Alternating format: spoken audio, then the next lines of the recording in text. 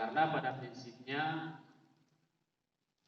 bagi santri baru, khutbatul aras ini sama dengan ketika ada seorang calon siswa masuk SMP, apakah itu MTS atau juga MAN atau juga SMA. Kalau di luar mungkin dikenal dengan namanya MOS, masa orientasi sekolah. Kalau di tingkat perguruan tinggi itu dikenal dengan, dulu disebut dengan perpeloncoan. Sekarang dikenal dengan ospek. Untuk tingkat perguruan tinggi. Tetapi bagi kita di lingkungan pondok pesantren modern yang kiblatnya,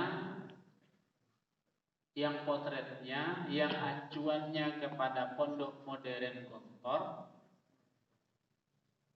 maka masa-masa itu disebut dengan khutbatul aras, pekan perkenalan.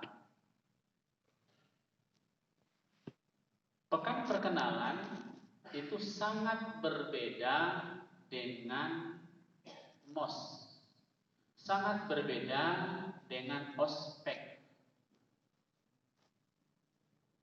Kalau ospek, yang kita lihat, yang kita dengar, termasuk juga MOS itu sendiri, itu penyelenggaraannya lebih banyak didominasi oleh kakak-kakak senior. Jadi kalau masuk SMA, yang lebih banyak menjalankan MOS itu adalah kakak kelas 3-nya. Kalau di tingkat perguruan tinggi, yang lebih berperan untuk penyelenggaraan ospek itu adalah kakak tingkatnya. Maka tidak jarang pelaksanaan MOS kemudian pelaksanaan ospek itu adalah ajang balas dendam. Maka dulu sekitar tahun 90-an itu ada calon mahasiswi kedokteran UI. Jadi ketika dia menjadi calon mahasiswa itu, masa MOS-nya itu matanya ditutup, kemudian oleh kakak seniornya ini ditegaskan, apapun nanti yang kami masukkan ke dalam mulut kamu, kamu harus gigit. Maka waktu itu keluar di media massa, di koran, itu calon mahasiswi ini sedang menggigit kata. Jadi kata hidup-hidup itu diambil, dimasukkan ke dalam mulutnya.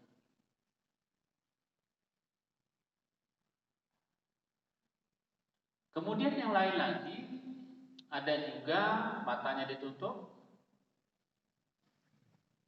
Nanti apa yang kakak berikan, ambil dan makan.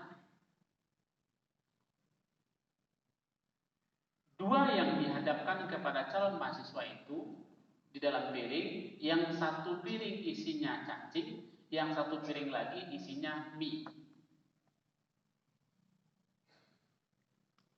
Akhirnya apa? Disuruh milih. Ketika dia mau pilih yang mie, ditarik oleh kakaknya, dihadapkan yang cacing. Akhirnya cacing itu akhirnya dia makan.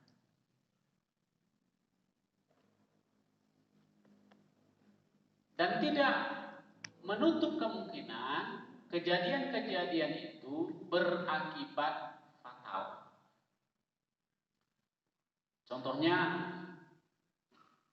ada kasus yang melanda IPDN. Ya, dulu namanya STPDN, sekarang itu namanya IPDN. Jadi ketika masuk itu, calon mahasiswa awal itu memang bagi kakak senior itu ajang untuk latihan tinju. Maka beberapa tahun yang lalu ada kasus yang sampai meninggal. Kemudian yang di tingkat mahasiswa juga ada yang cedera.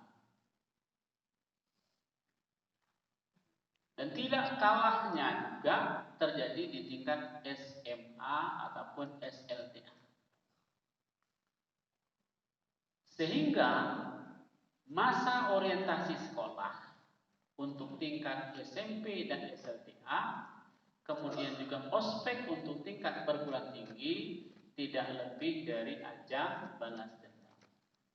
Saya dulu ketika jadi calon mahasiswa ya seperti ini. Maka saya juga balas seperti ini. Dan itu sama sekali tidak mendidik. Makanya sangat berbeda dengan pesantren. Di pesantren itu, pesantren kita ini, itu disebut dengan khutbatul aros. Yang lebih berperan di dalam penyelenggaraan khutbatul aros ini adalah asatidnya. Dan yang memberikan materi adalah pimpinan, ketua yayasan, dan sebagainya.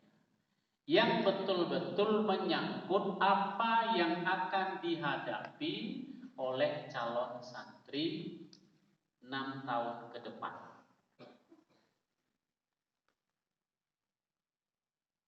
Apa saja yang akan dia lakukan mulai dari bangun tidur sampai tidur lagi. Bahkan tidak hanya itu saja, bahkan ketika dia tidak lagi berada di pondok berlibur, pondok juga berkepentingan mengatur masa liburnya santri.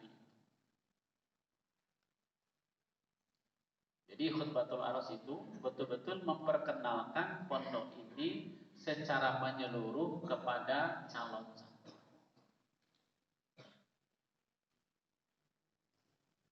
Bagaimana dengan santri yang lebih dahulu, kelas 2, kelas 3, kelas 4, kelas 5, kelas 6? Ibaratnya kalau baterai itu selalu dipakai, tentu lama-lama dayanya akan berkurang. Maka perlu dicas lagi. Diingatkan lagi, diperbarui lagi. Dan semestinya kelas-kelas yang sudah di atas 2, 3, 4, 5, 6 itu sudah cukup mengerti, apalagi kelas 6. Kelas 6 berarti kali ini yang ke-6 kalinya dia ikut khutbatul aros. Yang hari ini duduk di kelas 5 berarti ini yang ke-5 kalinya ikut khutbatul aros dengan penyampaian yang sama. Berulang-ulang. Maka inilah bedanya antara masa orientasi sekolah atau MOS ataupun juga ospek di tingkat perguruan.